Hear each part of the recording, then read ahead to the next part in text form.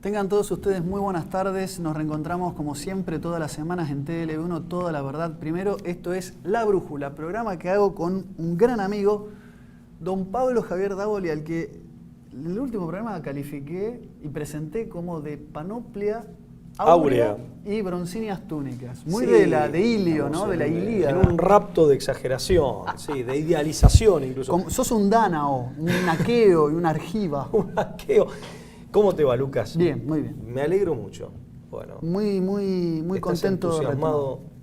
Estoy entusiasmado, la verdad que muy contento, porque pronto se viene la presentación de nuestro libro aquí en Capital Federal. Sí, una presentación que teníamos postergada, ¿no? Y que debíamos a muchos de nuestros seguidores. El año pasado la hicimos en Rosario, pero este año la vamos a hacer el martes próximo, martes 6 de junio. Bueno, presentación que está auspiciada y está organizada por la Fundación José Ignacio Rucci y la hace en la sede de la Confederación General del Trabajo, la CGT, calle Azopardo 802. Muy bien, es a las 19 horas. A las 19 horas, digamos, imposible no estar. Tienen que estar todos, los invitamos felizmente que estén. Para nosotros va a ser un honor que vengan, sinceramente. O sea que va a ser un gusto, un honor y un placer enorme encontrarnos. Un enorme placer poder un espacio de reencuentro con Creo la gente, que ¿no? Del libro ya hemos hablado, la presentación que hicimos en Rosario está digamos, filmada y subida en el programa, en Canal TLV1, que nos ha hecho la gauchada de grabar el evento y de colgarlo en su canal de YouTube. Pero lo cierto es que, bueno, vamos a hablar de otras cosas, obviamente, siempre en torno a la misma temática, pero vamos a presentar el libro exponiendo otros de sus aspectos. Tiene una gran variedad temática y además este es un momento, creo que es hasta una excusa para encontrarnos, ¿no? Sí. Para encontrarnos en vivo y en directo. En realidad es eso, es hacer una presentación del libro, pero la excusa del libro es encontrarnos con la gente y con la queridísima gente aquí de Capital Federal y también de conurbano y de provincia, la gente que se quiera acercar, que están invitados. Van a ser bienvenidos. Vamos a estar muy contentos. Así que ya saben, el próximo martes 6 de junio, el evento va a estar empezando puntualmente a las 19 horas, pero si pueden estar antes, nosotros convocamos media hora antes, para que estén todos presentes, ¿sí? Y poder arrancar puntual. De hecho, en la cartelería publicitaria el evento está convocado 18:30 para comenzar 19 horas. Sí, la idea es también que podamos, porque eso generalmente se extiende, y poder quedarnos conversando con la gente que vaya, que asista, y no tener que terminar el evento y cerrar la persiana, porque bueno, para que no se haga tampoco sería una frialdad completamente ajena a nuestra voluntad y a nuestro estilo. No. La idea es compartir una charla de amigos con la gente que sigue el programa y con quien esté interesado por el libro, ¿no? Así es. Así que bueno, quiero agradecer particularmente a Federico Adisi, que es un poco el organizador y que nos invita a poder disertar y a presentar el libro en tan prestigiosa institución como la CGT. Sí, me siento honrado, sinceramente, que sea en la CGT y por un centro de estudios que lleve el nombre de un auténtico sindicalista, un auténtico representante del mundo del trabajo argentino, como fue José Ignacio Rucci, ¿no? Asesinado, vilmente asesinado. O sea que esto es importante también decirlo, creo que uno lo dice con el corazón en la mano. Sí, yo me siento honrado que nos inviten de un ámbito así y un centro de estudios que lleva este nombre. Bueno, este programa se consagra a la Virgen, que es madre, que es reina, que es victoriosa, o que es madre, reina y educadora, la 3 veces admirable, Mater Admirabilis de Schoenstatt.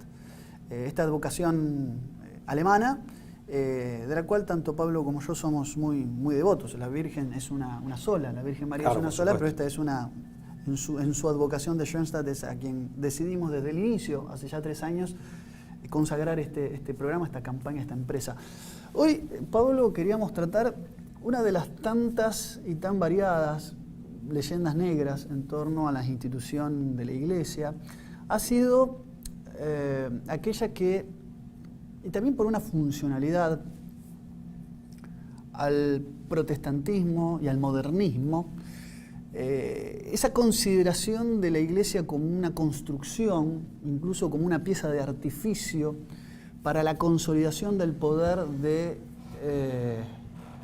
Constantino el Grande, ¿no? De Constantino que de alguna manera disuelve la tetrarquía que había impuesto Diocleciano y que él consolida y oficializa como religión del imperio al cristianismo. La conversión de Constantino ha sido tomada de una lectura que pretende decir que ha tenido la funcionalidad de la concentración del poder. No solo el edicto de Milán, sino también el concilio de Nicea han sido muy cuestionados por cierta historiografía. Y bueno, un poco la idea del programa de hoy era desmontar qué hay de mito, qué hay de realidad, qué hay de la construcción, como se le ha llamado, del mito de Constantino en torno a la historia eclesiástica de Eusebio de Cesarea y de la Vita Constantini, su obra biográfica sobre Constantino el Grande. Es decir, un poco la idea es presentar el tema, navegar por sus distintas aristas y bueno, y hacer algunas conclusiones de propia cosecha, también porque tenemos una posición adoptada respecto de Oriente y de Occidente, perdón, y de la cristiandad. Sí, adoptada no a priorísticamente. No, adoptada. Sino como conclusión después de... Por opción y por convicción. Efectivamente. Así que ahora, bueno... Una cosa importante, ¿no? Para dejarla planteada desde el principio, vos hablaste de leyenda negra en contra de la catolicidad, de la cristiandad y de la Iglesia Católica. Y hay que hablar también de leyenda negra, porque en esto pasa como con la hispanidad, de leyenda negra también en contra de la romanidad. Sí. ¿No? O sea, digamos, la leyenda negra ataca en esos dos frentes, que desde luego son dos frentes vinculados entre sí. Bueno, así que presentamos hoy, después de la presentación vamos a ver un pequeño video que hizo La Brújula para ustedes, que cuenta un momento muy sustancial en toda esta trama, que tiene que ver con la batalla del Puente Milvio. Es decir, es una batalla donde surge victorioso y a partir de la victoria de esa batalla se dice por los historiadores, no solo Eusebio de Cesarea, sino incluso Lactancio abona esta hipótesis, que la conversión de Constantino al cristianismo tiene que ver con una revelación y con esa victoria en torno al Puente Milvio. Así que vamos a mostrarles un pequeño relato bastante sintético para poder compendiar estos hechos y a partir de ahí vamos a estar haciendo un análisis sobre esta trama tan compleja, tan vasta y tan interesante. Le vamos a pedir por favor que no se vayan.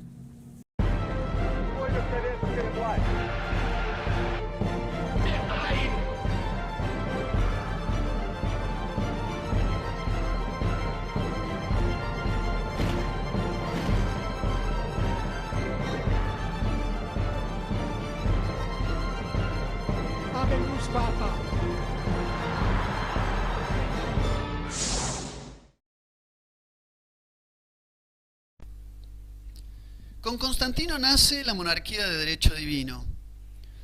La batalla del Puente Milvio tuvo lugar el 28 de octubre de 312 y derivó en el fin de la tetrarquía, forma de gobierno colegiado inaugurada por el emperador romano Diocleciano en el año 284.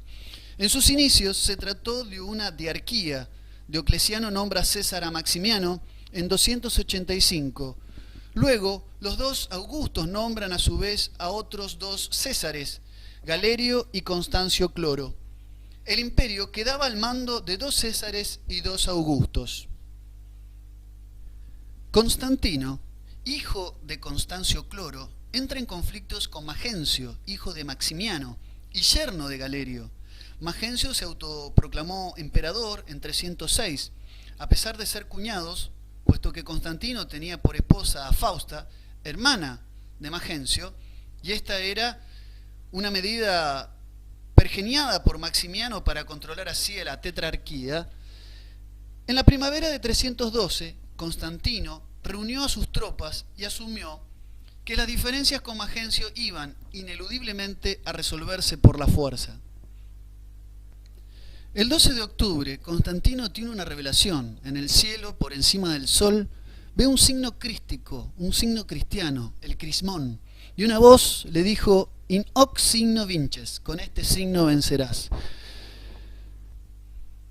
El vaticinio de aquella revelación se cumplió y Constantino resultó victorioso. Con pequeñas variaciones, la batalla del Puente Milvio y la conversión de Constantino al cristianismo aparecen en las obras de Eusebio de Cesarea, en su Historia Eclesiástica, en su Vita Constantini, en la de Sosomeno y en la de Lactancio. Incluso historiadores paganos como Zósimo y Ammiano Marcelino, que tenían una mirada negativa del cristianismo, no desmienten estos hechos. En 313, el edicto de Milán pone de manifiesto el fin de la persecución del cristianismo.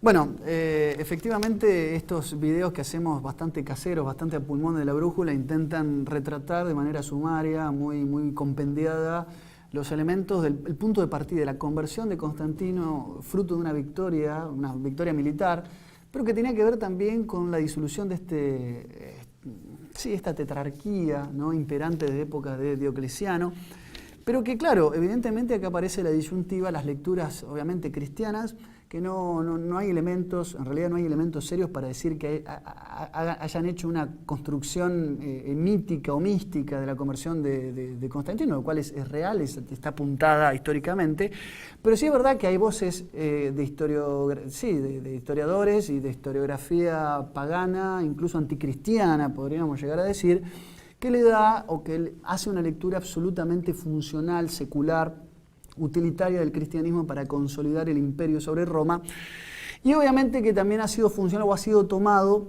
por una tradición, si se quiere, protestante, interesada en decir que el origen de la Iglesia de Roma, de la Iglesia Católica de Roma, no estaría dada por el mismo Jesucristo, claro, en aquel episodio bíblico donde le dice a Pedro, sobre esta piedra edificaré mi iglesia. En definitiva lo rebautiza como Pedro, ¿no? Porque era Simón. Simón Pedro, un pescador, ¿no?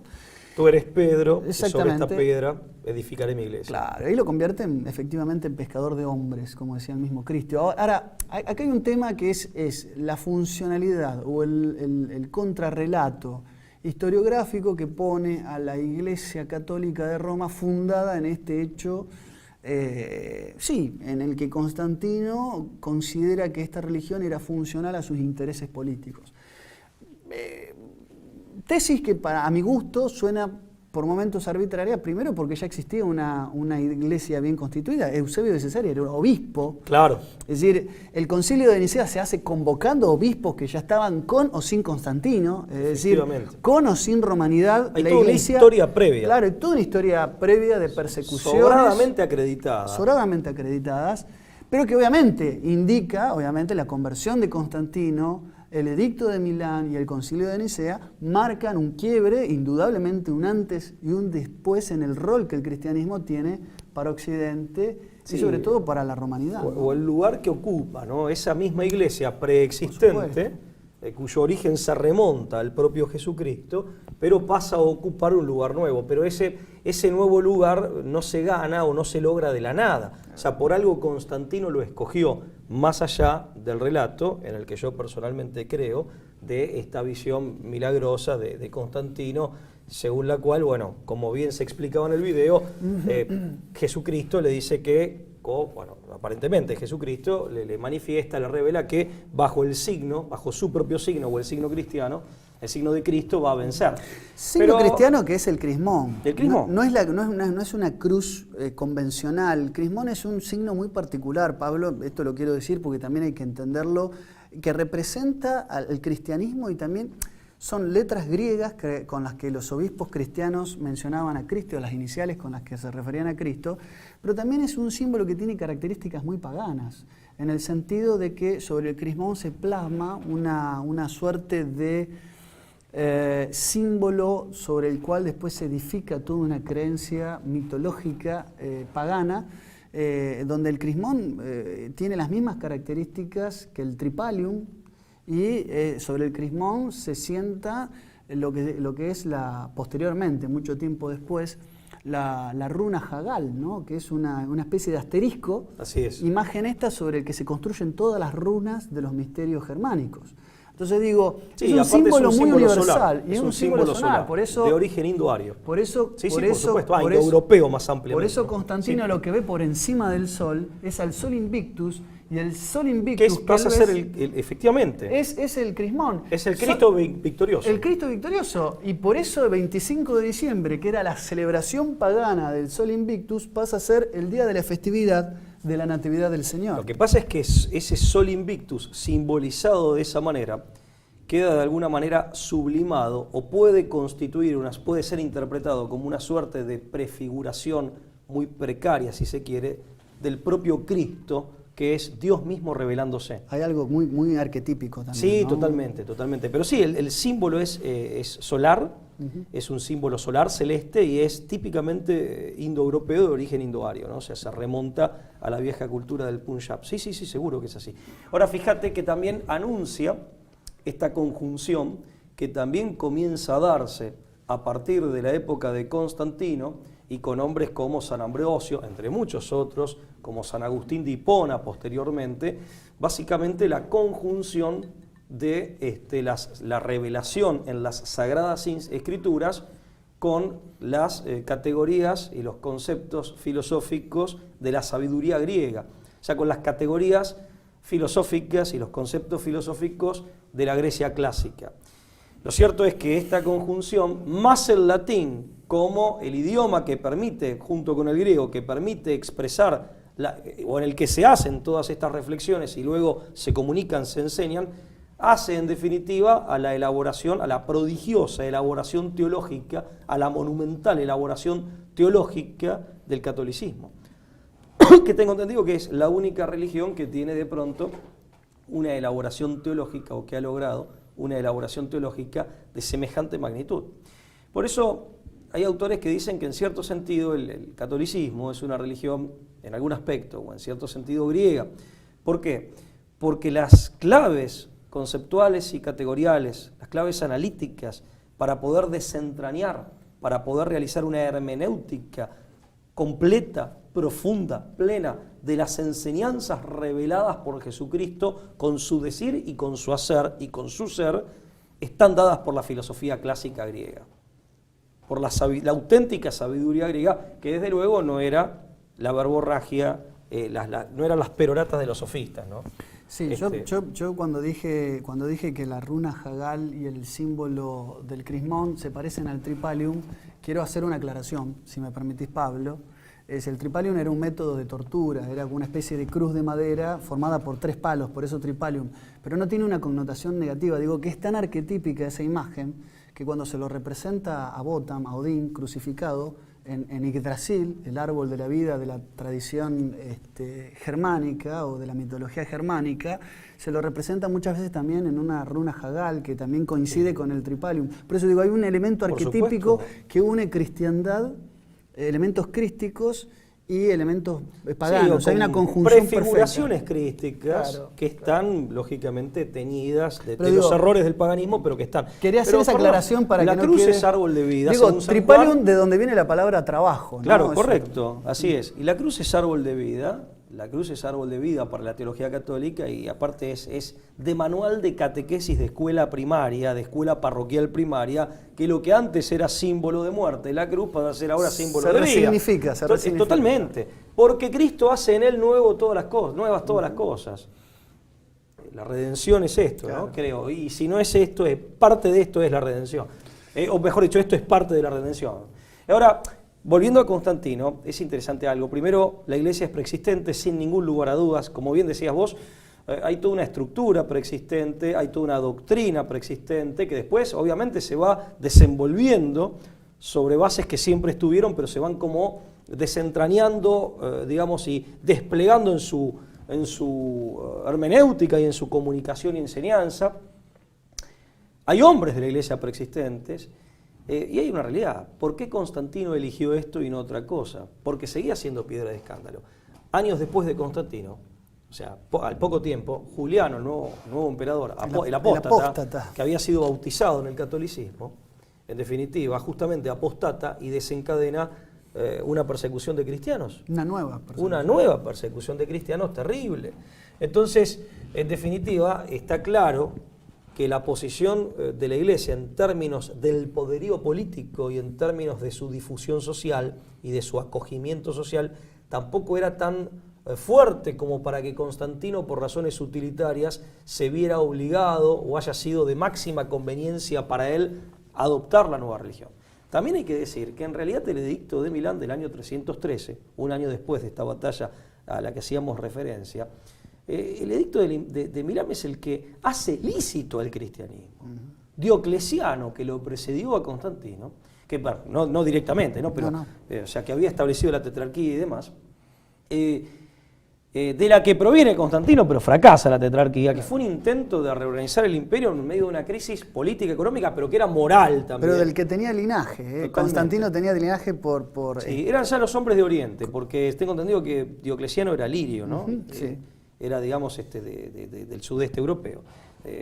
Pero, no me quiero desviar, pero en definitiva, cuando la Iglesia no tenía, digamos, una posición tal en términos de poder relativo, de gravitación dentro de la estructura sociopolítica romana, como para que Constantino necesite o le resultara altamente conveniente adoptarlo. Claro. O sea, y la prueba está en la persecución posterior, más la previa de Diocleciano. Claro.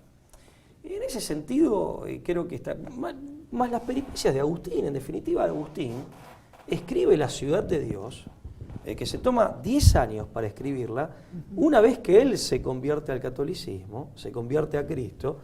En definitiva, Agustín lo hace para exonerar a la Iglesia y al catolicismo como matriz religiosa de la culpa que los paganos de Roma le echaban porque Alarico, en el 410, rey de los visigodos, había asediado la ciudad y la había incendiado. La caída de Roma ante los visigodos. En realidad se culpaba... Sí, se va a dar en 476, sí, ¿no? había una inculpación al cristianismo porque la nueva moral cristiana que enseñaba esto de poner la otra mejilla, de perdonar al enemigo, digamos, de ver incluso al enemigo como un prójimo, como un próximo, había debilitado esa aristocracia guerrera de los paganos. Pero esta visión yo creo que Agustín de Hipona muy inteligentemente sabe contestarla en la Ciudad de Dios de manera no solamente con datos teológicos y religiosos, sino también con datos políticos y desde el punto de vista de la propia observancia de lo que era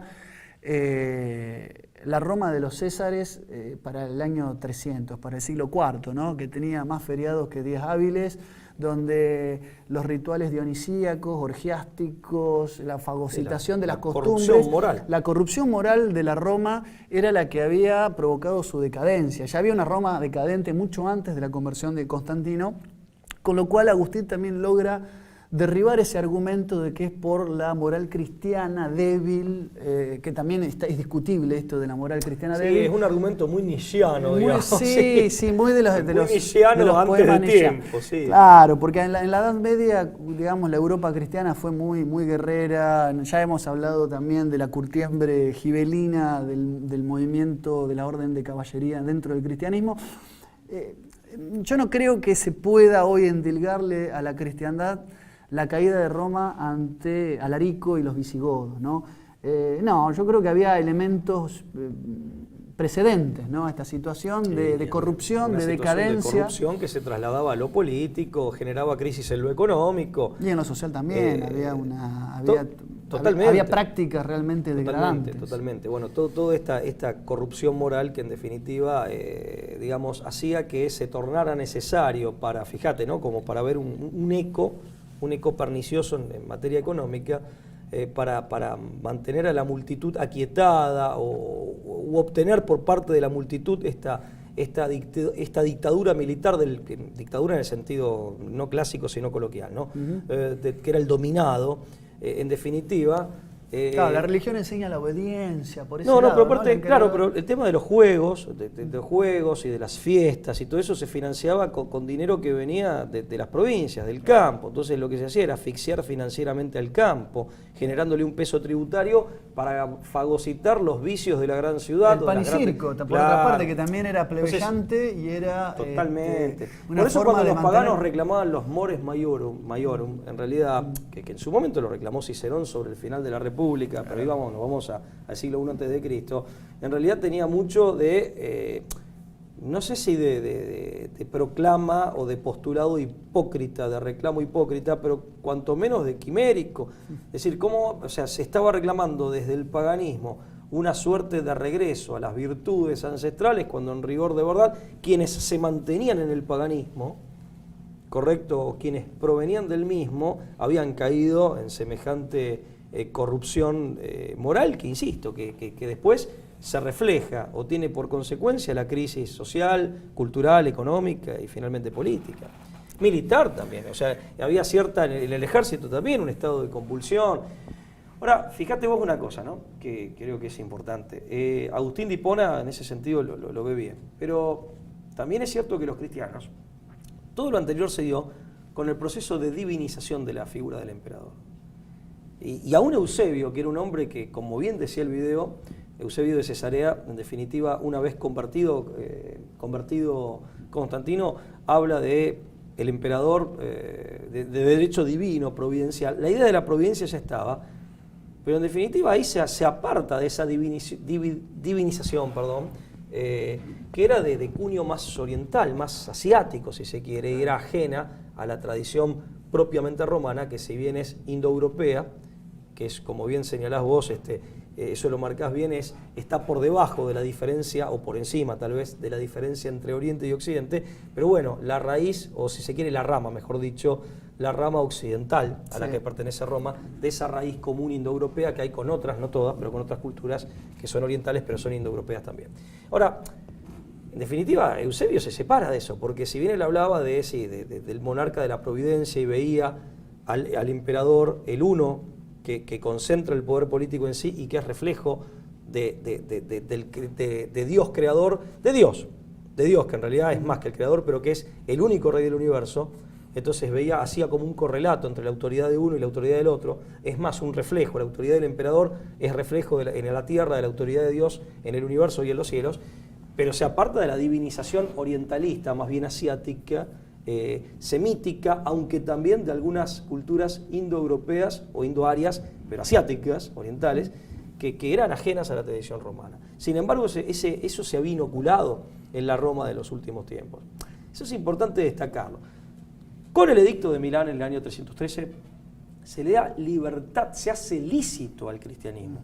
No es que se lo nombra religión oficial del imperio. Lo que pasa es que, bueno, al haberse convertido Constantino, pero eso podía cambiar con el próximo emperador, como de hecho cambió. Claro. En realidad, de facto, como religión oficial viene recién en el 380 con Teodosio. Pero fíjate ¿qué quiero recalcar? Que el cristianismo estaba en una situación de cierta desventaja todavía, sociopolítica, y que tenía su correlato jurídico, seguía siendo una religión clandestina. Sí, la libertad de cultos viene en 313 con el edicto de Milán. La oficialidad no es lo mismo que la licitud de la libre religión o profesar la religión que uno quisiera, que era un poco lo que se abrió públicamente. Pero que Lucas te habla de que entonces el cristianismo no era tan conveniente adoptarlo ni por esas supuestas razones utilitarias que se alegan, eso quiero decir. Claro. En ese sentido luce descabezado.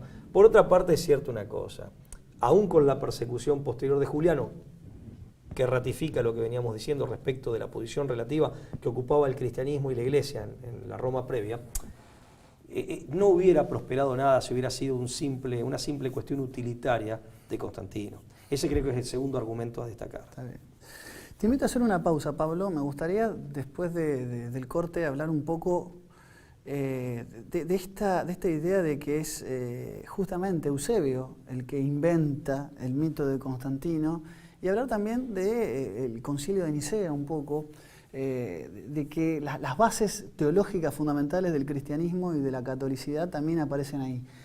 Argumento que no menciona nada acerca del arrianismo, en realidad para lo cual principalmente se despide el Concilio de Nicea, y bueno, las falencias de esta argumentación que intentan tirar por la borda cualquier criterio teológico al Concilio de Nicea y tratan de politizarlo y por consiguiente secularizarlo.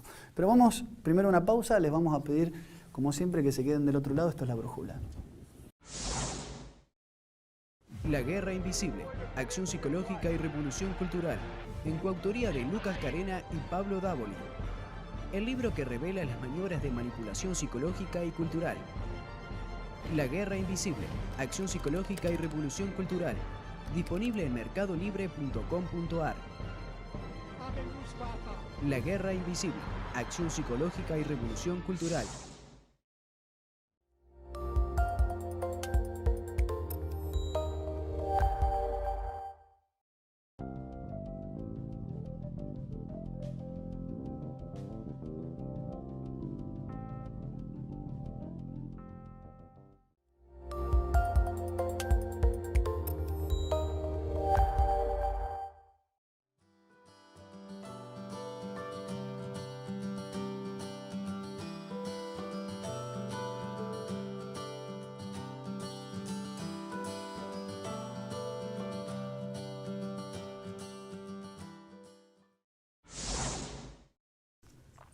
Muy bien, esto es La Brújula, nuestras líneas están en contacto, se pueden comunicar con nosotros a través de Twitter, tenemos una cuenta armada, y también @La Brújula, programa de televisión, es la cuenta de Facebook, nos pueden contactar por ese medio.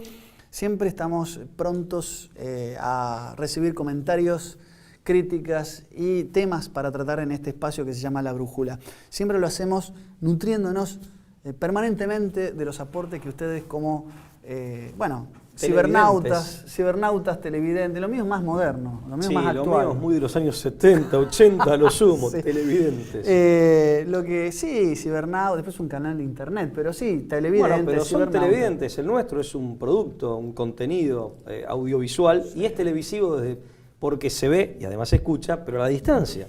O sea, por la medianía de la tecnología. Por la definición de la palabra televisión. Es eso, claro, en definitiva es visión a distancia. Está bien, tenés razón. La verdad, igual que obvio que tengas razón, Pablo. Claro, pero qué discurso sin ningún tipo de relevancia práctica. Se puede hablar sin decir mucho, ¿no? Claro. Esa es una habilidad que algunos dominan. Y bueno, ¿qué le vamos si no, a no hacer? estaríamos haciendo esto. Pablo, bueno, sí, acá hay un doble contraste. Primero, la historia en sí, contada por Eusebio de Cesarea, cuántos atributos añadidos a Constantino a la el figura Grande, de Constantino, que pueden ser aditamentos propios de los historiadores que retrataron su vida, su biografía, incluso pequeños matices y contrastes propios también de los recursos de la época para hacer historia. Pero en realidad los elementos fundamentales para mí son plenamente coincidentes, es decir, entre los distintos historiadores que abordaron la vida, que quisieron hacer una historia de la Iglesia, una historia eclesiástica. Yo no veo conflictos sinceramente, cuando Sosomeno retrata la conversión de Constantino o esta imagen del crismón que se le aparece con lo que retrata Eusebio. Puede haber elementos, algunos hablan de que se apareció en un sueño, otros hablan de que mirando al cielo efectivamente vio ese símbolo, esa señal con esa inscripción o una voz que le hablaba. En el fondo puede haber sido un sueño donde él se encontraba en un terreno de batalla y ve este signo. Yo creo que esos elementos no hacen a la idea histórica de que la batalla se sucedió, de que la persecución a los cristianos terminó en 313 con el Edicto de Milán, que es un documento histórico, y que efectivamente la historia nos retrata a un Constantino que deja de ver por lo menos al cristianismo como una amenaza o como un enemigo del Imperio Romano. No, todo lo contrario, lo adopta como religión propia, ¿no? Y bueno, entonces acá aparecen obviamente los contrastes. Yo creo que difícilmente nos vayamos a poner de acuerdo, me refiero con la visión protestante, que es distinta, incluso hasta puedo admitir que es respetable, de decir que yo no la comparto, de hecho, insisto, no la comparto de que la Iglesia de Roma nace con Constantino, como si fuera que antes no había nada. Un artificio, como si hubiera nacido de un repollo. Claro, no la comparto. Sí podría considerarla como una visión diferente, distinta a la nuestra, por lo menos a la que nosotros abonamos, a la que nosotros adherimos, pero también hay un elemento nuevamente revisable acerca de que se trata de una lucubración de los historiadores cristianos, porque como decíamos y como insistimos, hay autores no cristianos, incluso bastante con una animadversión manifiesta al cristianismo, que incluso culpaban al cristianismo de la caída de la Roma imperial ante el asedio bárbaro visigodo, que no desmienten ninguno de los hechos narrados por los autores cristianos. Los hechos en sí no son desmentidos por los autores. Tiene que ver con la hermenéutica, con la interpretación de hechos todo caso debidamente corroborados. Son leídos desde otro lado, Totalmente, ¿no? Sí. Entonces a mí me parece que se cae este mito, el verdadero mito, que es que Eusebio de Cesarea construye un mito en torno a Constantino e inventa la catolicidad romana a través de sus retratos historiográficos. Pero también hay un elemento más, de que el Concilio de Nicea también tenía una funcionalidad política. Cuando se menosprecia el problema teológico detrás del arrianismo, que es lo que efectivamente se condena en el Concilio de Nicea, es decir, la divinidad de Cristo aparecía de pronto puesta en cuestión por Arrio, en el sentido de que Dios, es decir, la visión de Arrio confunde, y los teólogos creo que tienen cierto consenso tomado respecto de engendrado con creado. Es decir, que Dios haya engendrado un hijo y haya asimilado una naturaleza humana siendo de persona divina, Arriano lo hacía decir predicar y sido enseñar creado. que había sido criatura de Dios, por lo tanto ser creado no era Dios y por lo tanto no era persona divina. Esto es, y para esto fue convocado el Concilio de Nicea, que termina condenando al arrianismo como herejía y que efectivamente unifica o consolida ciertos criterios teológicos que por ahí no estaban tan unificados en aquella época. Mirá, me parece que acá también hay un mito por supuesto, en torno a este concilio. El concilio se celebra, digamos, con los auspicios del emperador Constantino. Hay mucha tela para cortar, como decimos en Argentina acá. En primer lugar, nadie puede discutir, o sea, voy a hacer una serie de puntualizaciones, ¿no? Así sumariamente. Nadie puede discutir que Constantino fue un gran emperador. O sea, eso creo que está fuera de toda discusión razonable.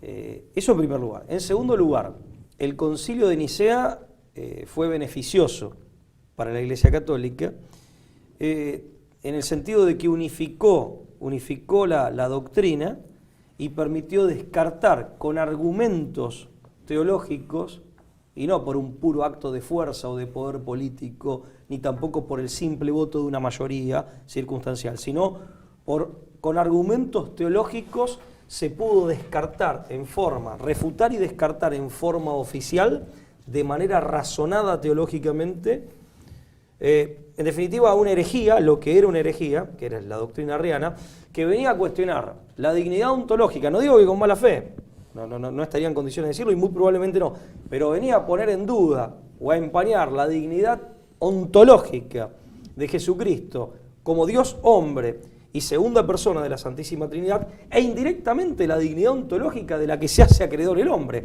a través de esta unión hipostática, y el misterio de la Santísima Trinidad, un Dios, tres personas divinas, que es, como bien lo señalás vos en algunos de tus escritos y en algún que otro programa, la novedad y la originalidad absoluta del cristianismo.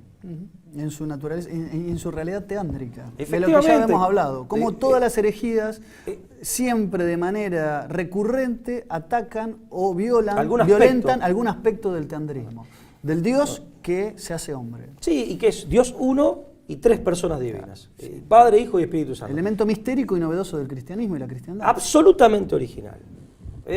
Y en tercer lugar, lo que hay que decir es que ratificamos que a Constantino, justamente la cuestión arriana, indica que Constantino, al hacerse cristiano, lejos de hacerlo por una cuestión de conveniencia política, amén de otras razones que ya dimos, cómo era el cristianismo mirado por los paganos, etc., compraba un problema. Claro. No una solución. Desde la perspectiva de la lógica, de la practicidad, del pragmatismo político y de la política agonal como actividad para la acumulación del poder, la verdad que no parecía ser en un hombre inteligente y tan exitoso políticamente. Meterse en eso. Adoptar una religión que venía ya con una división interna y que no era querida por un sector de gente grande todavía, me refiero a los paganos de Roma, y con mucho peso político también. Por eso insisto en que después de Constantino, cuando asume como emperador Juliano, va a desatar una nueva persecución. Y después con Agustín de Hipona, cuando Alarico asedia a Roma y la incendia, vuelve a poner al cristianismo en cuestionamiento. Entonces, en definitiva, este es otro argumento más, decir, mira, justamente esto demuestra que desde la lógica de la acumulación del poder no era una decisión razonable la de Constantino, si era eso lo que realmente lo movilizaba. Sí. Además de que ya de por sí, hay que decirlo, Constantino ya tenía sus propios problemas internos, sus propios problemas políticos que nada tenían que ver con la cristiandad. Termina justamente con Licinio. Bueno, a eso me refería. Licinio que monta, primero que lo apoya en un primer momento en la batalla del Puente Milvio, pero que después organiza, promueve y lidera una sublevación, casi un levantamiento en contra del propio Constantino. O sea, ya tenía problemas propios de su propio riñón, como para querer ver en el cristianismo alguna vía de subterfugio o de solución a sus problemas, que nada tenían que ver con eso, ¿no? Agreguemos totalmente, a mayor abundancia, que esta idea ya lo dijimos, del emperador figura divina, que es un orientalismo, un rasgo orientalista metido marcando una tradición romana que no tenía este carácter. Que dijimos o si no, que el emperador providente ya estaba sin el cristianismo. Sí. ya estaba sin el cristianismo, o sea, no la necesitaba como ideología legitimadora o como creencia que viniera a cimentar su poder. Y agreguemos también otra cosa más, en definitiva, fíjate vos, por eso te digo que los romanos eran muy prácticos. O sea, si algo caracterizó a lo largo de toda su historia milenaria a los romanos es su practicidad. El culto al emperador asociado no solo a una ideología o no solo como factor constitutivo de una ideología legitimante, sino como, digamos, en la cultura política romana como un elemento central, ya estaba, venía del paganismo. O sea que en definitiva Constantino no tenía por qué, no tenía necesidad y no se ve dónde estaría la conveniencia de adoptar el cristianismo en ese contexto para consolidarse él. Te diría que era más bien lo contrario, o por lo menos era un panorama más que dudoso en términos de relaciones de poder y de gravitación socioeconómica de las distintas religiones. Entonces no creo que tenga fundamentos, no creo que tenga auténticos fundamentos esta sospecha sobre la conversión de Constantino. Y otra cosa más que hay que decir, ya digamos me perdí, pero un cuarto o quinto lugar que podríamos añadir, la conducta consecuente de Constantino. Una vez que él se consolida en el poder, no solo convoca al concilio de Nicea, en definitiva se hace con sus auspicios y se convocan a todos sus obispos, muchos de esos preexistentes a Constantino, lo cual habla de la Iglesia como estructura institucional preexistente. Con existencia independiente e incluso anterior. Totalmente. Al imperio. Sino que además, fíjate vos, Lucas, que en definitiva cuando él actúa consecuentemente en el sentido de que él usa parte del erario público y parte de su tiempo como gobernante para construir iglesias. El templo en el sepulcro de San Pedro, claro, lo hace levantar él. Grandes catedrales empieza a hacer levantar. Es muy elocuente el detalle que eso que no es un detalle. Es coherente. No. La edificación de templos cristianos habla de su profunda y es prueba irrefutable de su conversión genuina. Porque no tenía ninguna necesidad de hacer de ese culto una mera y ocasional y oportuna sacada de ventaja. En un momento donde todo indica que el erario público estaba en crisis. O sea, ¿qué quiere decir? Seguramente habrá recortado por otro lado. O sea, tendrían que estudiarlo nuestros gobernantes. Sí, para reducir el déficit. En Hispanoamérica hoy en día, que cuando tienen que recortar, por ahí reducen, no sé, donde no habría que hacerlo, ¿no? Sí, pero acá el déficit fiscal se hace a expensas de educación, trabajo y salud. Y la salud. En términos generales, afortunadamente hay excepciones. Sí. Pero bueno, por eso no cierra eso. O sea, tiene mucho de antojadizo y creo que encubre alguna animadversión, ¿no? Claro. Me permito sospecharlo. Bueno, hasta acá sentamos las bases un poco de nuestra crítica, humilde crítica, a esta tan reiterada y tan repetida construcción del mito de Constantino como una invención política para consolidar y para crear una iglesia romana. No sé si serán suficientes, no sé si nuestras consideraciones serán las mejores, desde luego que no, es un humilde aporte, pero somos muy escépticos y pretendemos ser muy cuidadosos dentro de la objetividad posible que le podamos dar al tema, que desde luego no es total porque tenemos una posición asumida, acerca de un tema tan delicado y tan escabroso como el origen de la Iglesia de Roma y la Iglesia Católica. Con respeto a las posiciones disidentes a esta... Sí, la Iglesia de Roma como institución. Como institución, ¿no? Centralizada en Roma, sí. Que pasa de la persecución a una posición de poder, que es un poco lo que... pero fluctuó, así como hubo fluctuaciones antes, también las hubo después. Por eso tenemos que poner los matices necesarios al caso para que se sepa toda la verdad completa acerca de esto, ¿no? No es que la Iglesia empezó a gozar de una situación de poder inexpugnable e incuestionable, es todo lo contrario. Aparte, mira, sinceramente... Fue un episodio más dentro de una evolución de la Iglesia para Occidente y para la cristiandad, ¿no? Entera. Viste que el Evangelio de Jesucristo a los apóstoles les dice, por sus frutos los reconoceréis.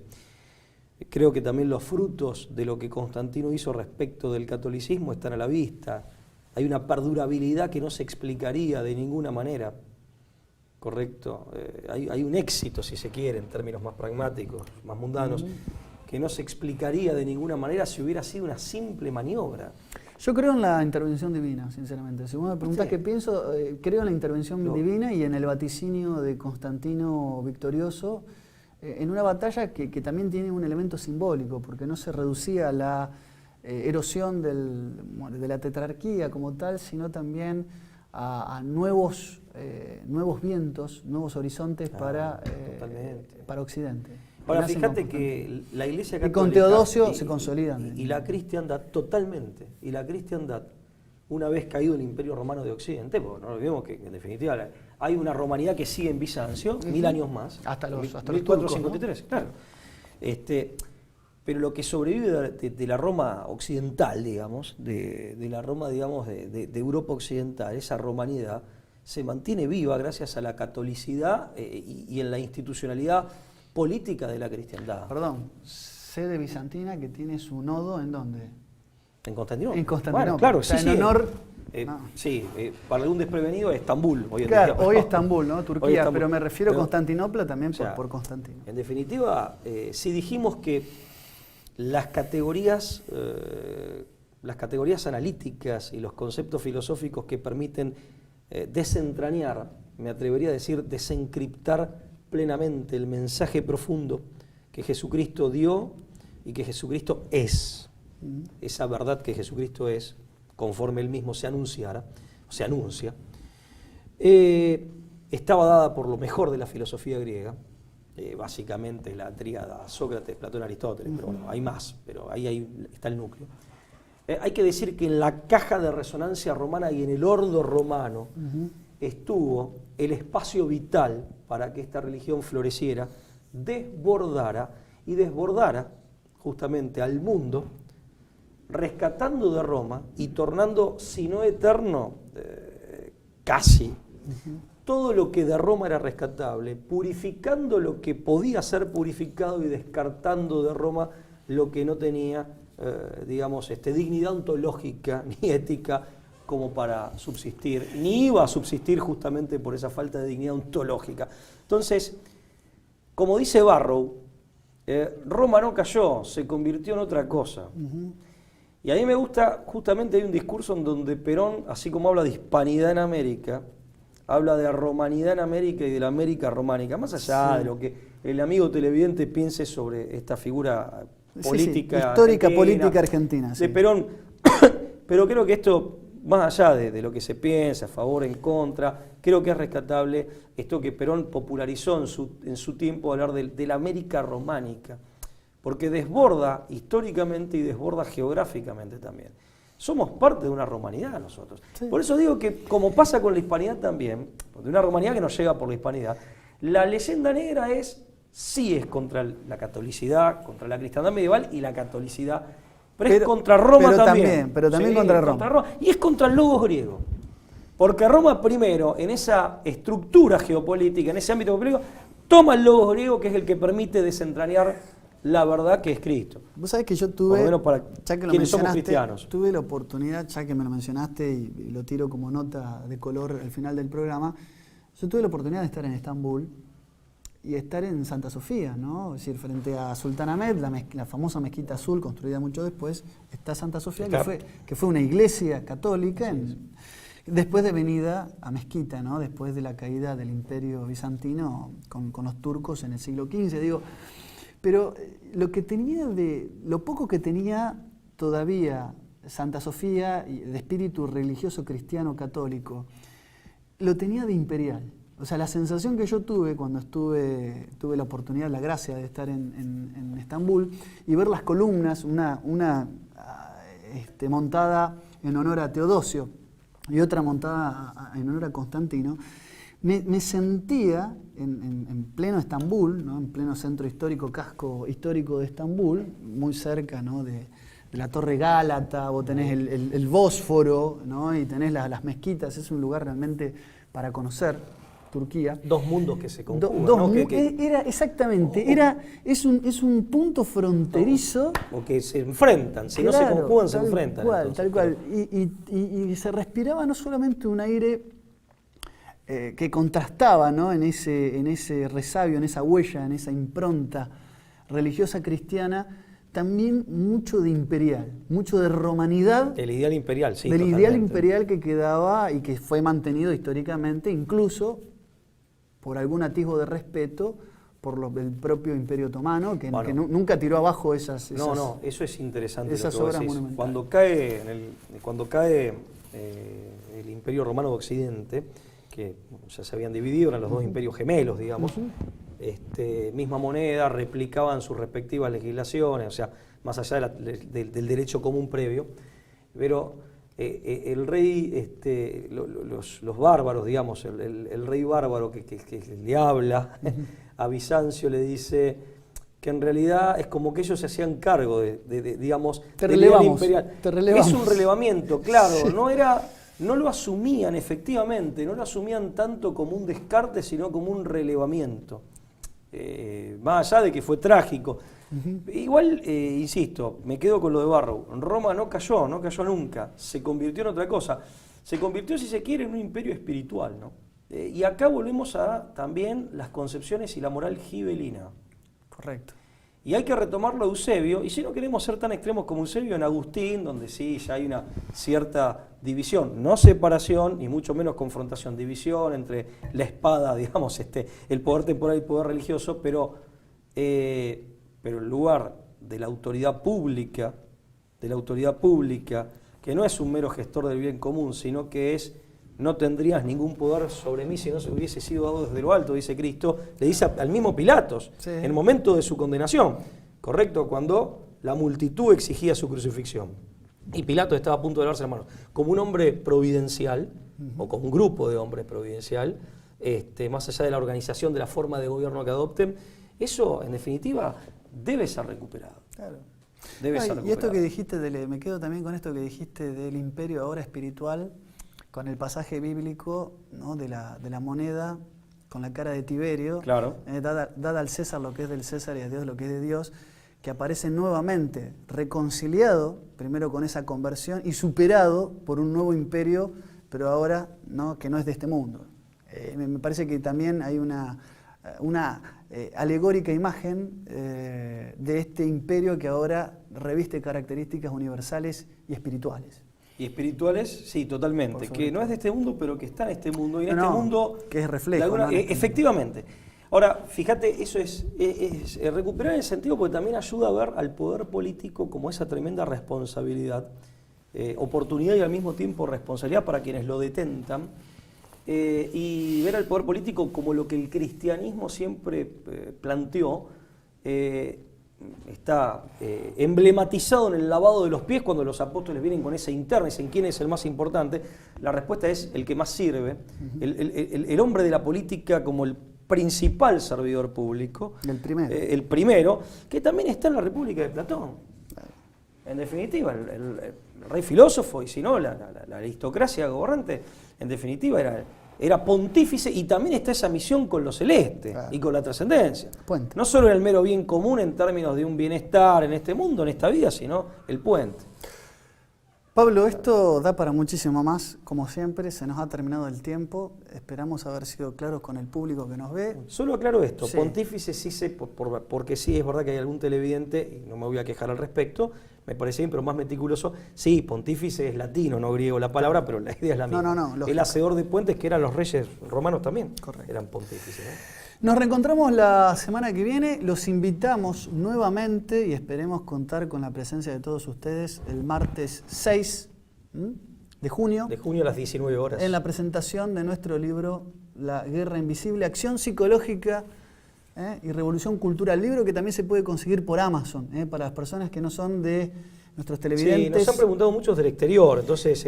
Bueno, la versión digital por Amazon la pueden descargar, es decir, ya sea a través del Amazon Kindle, que es el dispositivo de papel digital, que se puede adquirir, es muy interesante. Yo tengo más de 200 libros que llevo a todos lados en una pequeña tableta electrónica. Y si no, con cualquier dispositivo móvil se descarga una aplicación gratuita desde el mismo Amazon y se lee a través de cualquier dispositivo móvil en nuestro libro La Guerra Invisible. Es un libro que sale $10 y se descarga en el acto por Amazon. También les pedimos que tengan en cuenta esa opción, sobre todo para los que están lejos y a veces nos piden y realmente los costos y los gastos de envío son exorbitantes muchas veces, ¿no? Sí, no justifican muchas veces el traslado, ¿no? El envío. Así que bueno, esto ha sido todo. Muchas gracias como siempre por estar del otro lado. Nos reencontramos la semana que viene. Chao, hasta luego. Uruguay.